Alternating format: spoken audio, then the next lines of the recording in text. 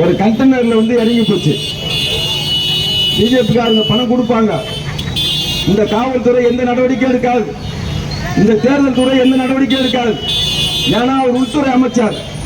அரசு நிர்வாகம் முழுவதும், காவல்துறை, அரசு ஊழியர்கள், அரசு நிர்வாகம் முழுவதும் பிஜேபி வேட்பாளர் நமச்சிவாயத்துக்கு ஆதரவாக இன்று தினம் செயல்பட்டு வருகின்றனர். பணம் பட்டுவாடா தினசரி நடந்து கொண்டிருக்கிறது. தடுக்க வேண்டிய காவல்துறை அதை தடுக்காமல் அவர்களுக்கு பாதுகாப்பா சென்று கொண்டிருக்கிறாங்க. ஓட்டு காசு கொடுப்பாங்க, வாங்கிட்டு நீங்க என்ன செய்யணும்? ரெட்டலைக்கு ஓட்டு போடுங்க. இந்த பணம் அவங்க அப்பா வீட்டு பணம் கிடையாது. இந்த பணம் பொதுமக்களுடைய பணம், பொதுமக்கள் இருந்து கொள்ளையடிக்கப்பட்ட பணம். ஒன்று இந்த பணத்தை இங்க இருக்கிற தேர்தல் துறையினர் தடுத்து நிறுத்த வேண்டும். அப்படி இல்லைன்னா நீங்க என்ன செய்யணுமோ அதை செய்யுங்க. ஒரு கண்டெய்னர்ல இறங்கி போச்சு. பிஜேபிக்காரங்க பணம் கொடுப்பாங்க. இந்த காவல்துறை எந்த நடவடிக்கை எடுக்காது, இந்த தேர்தல் துறை எந்த நடவடிக்கை எடுக்காது. ஏன்னா அவர் உள்துறை அமைச்சர்.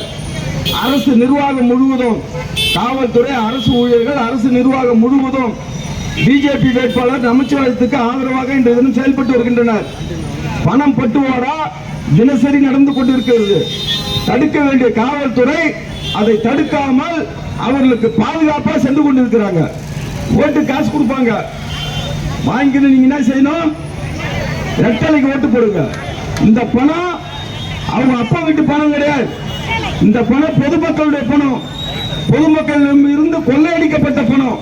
ஒன்று இந்த பணத்தை இங்க இருக்கிற தேர்தல் துறையினர் தடுத்து நிறுத்த வேண்டும்.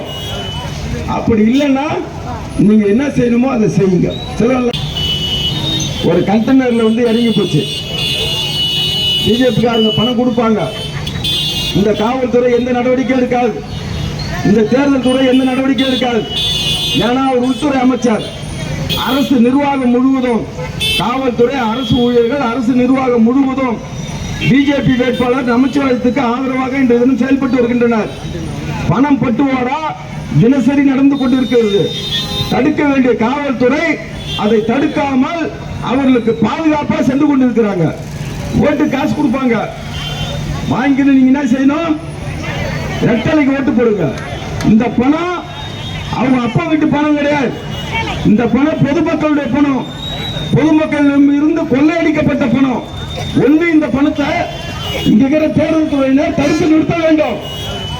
அப்படி இல்லைன்னா நீங்க என்ன செய்யணுமோ அதை செய்யுங்க.